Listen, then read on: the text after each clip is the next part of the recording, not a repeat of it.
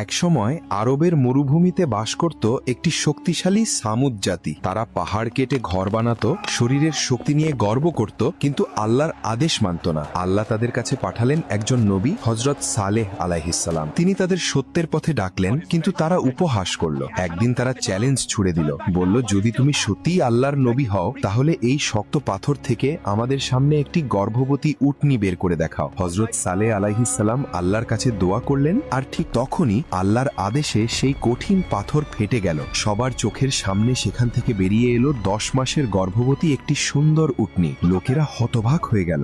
এটি ছিল আল্লাহর স্পষ্ট নিদর্শন। তখন শর্ত দেওয়া হলো, একদিন উটনী পানি পান করবে, আর একদিন সামুদ জাতির লোকেরা। কেউ যেন উটনীকে কষ্ট না দেয়। একদিন সেই জালিমরা ষড়যন্ত্র করে আল্লাহর উটনীকে নির্মমভাবে নিহত করল। আর ঠিক তখনই ঘটল হৃদয় বিদারক ঘটনা। উটনীর ছোট্ট শিশুটি মায়ের মৃতদেহ দেখে একটি পাহাড়ে